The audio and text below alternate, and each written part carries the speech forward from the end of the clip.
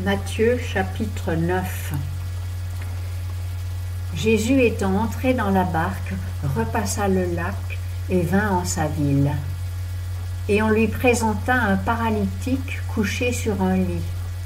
Et Jésus, voyant la foi de ces gens-là, dit au paralytique : « Prends courage, mon fils, tes péchés te sont pardonnés. » Là-dessus, quelques scribes disaient en eux-mêmes : « Cet homme blasphème. » Mais Jésus, connaissant leurs pensées, leur dit : « Pourquoi avez-vous de mauvaises pensées dans vos cœurs ? Car lequel est le plus aisé de dire : tes péchés te sont pardonnés, ou de dire : lève-toi et marche ? Or, afin que vous sachiez que le Fils de l'homme a l'autorité sur la terre de pardonner les péchés, lève-toi, dit-il alors au paralytique, prends ton lit et t'en vas dans ta maison. Et il se leva et s'en alla dans sa maison. Le peuple, ayant vu cela, fut rempli d'admiration, et il glorifia Dieu d'avoir donné un tel pouvoir aux hommes. Et Jésus, étant parti de là, vit un homme nommé Matthieu, assis au bureau des impôts, et lui dit : « Suis-moi. » Et lui, se levant, le suivit. Et voici, Jésus étant à table dans la maison de Matthieu, beaucoup de péagers et de gens de mauvaise vie vinrent et se mirent à table avec Jésus et ses disciples. Les pharisiens, voyant cela, dirent à ses disciples : « Pourquoi votre maître mange-t-il avec les péagers et les gens de mauvaise vie ?» Et Jésus, l'ayant entendu, leur dit : « Ce ne sont pas ceux qui sont en santé qui ont besoin de médecins, mais ceux qui se portent mal. Mais allez et apprenez ce que signifie « Je veux la miséricorde et non pas le sacrifice ». Car ce ne sont pas des justes que je suis venu appeler à la repentance, mais des pécheurs. » Alors les disciples de Jean vinrent à Jésus et lui dirent : « D'où vient que nous et les pharisiens, nous jeûnons souvent, et que tes disciples ne jeûnent point ? » Et Jésus leur répondit : « Les amis de l'époux peuvent-ils s'affliger pendant que l'époux est avec eux ? Mais le temps viendra que l'époux leur sera ôté, et alors ils jeûneront. Personne ne met une pièce de drap neuf à un vieil habit, parce que la pièce emporterait l'habit, et la déchirure en serait plus grande.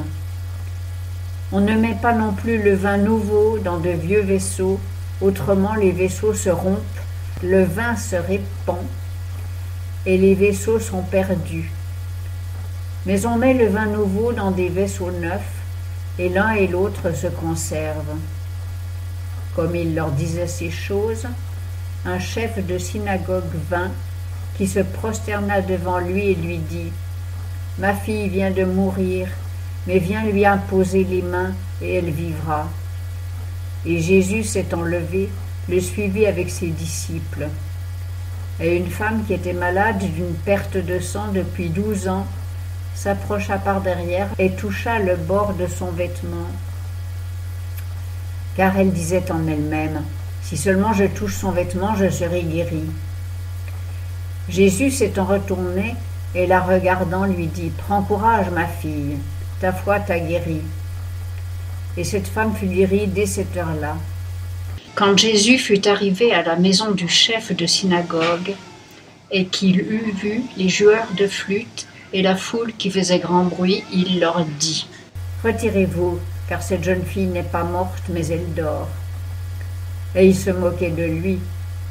Et après qu'on eut fait sortir tout le monde, il entra et prit par la main cette jeune fille, et elle se leva.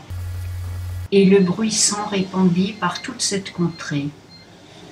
Comme Jésus partait de là, 2 aveugles le suivirent, criant et disant : « Fils de David, aie pitié de nous. » Et quand il fut arrivé à la maison, ces aveugles vinrent à lui, et Jésus leur dit : « Croyez-vous que je puisse faire cela ? » Ils lui répondirent : « Oui, Seigneur. » Alors il leur toucha les yeux en disant « Qu'il vous soit fait selon votre foi. » Et leurs yeux furent ouverts, et Jésus les menaça fortement en disant « Prenez garde que personne ne le sache. » Mais étant sortis, ils répandirent sa réputation dans toute cette contrée. Et comme il sortait, on lui présenta un homme muet, démoniaque. Et le démon ayant été chassé, le muet parla.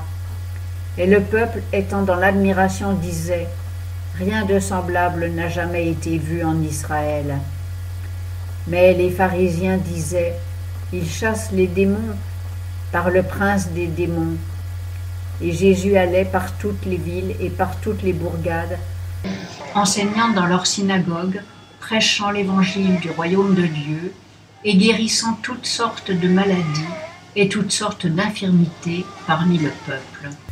Et voyant la multitude du peuple, il fut ému de compassion envers eux, de ce qu'ils étaient misérables et errants, comme des brebis qui n'ont point de berger. Alors il dit à ses disciples, « La moisson est grande, mais il y a peu d'ouvriers. Priez donc le maître de la moisson d'envoyer des ouvriers dans sa moisson. »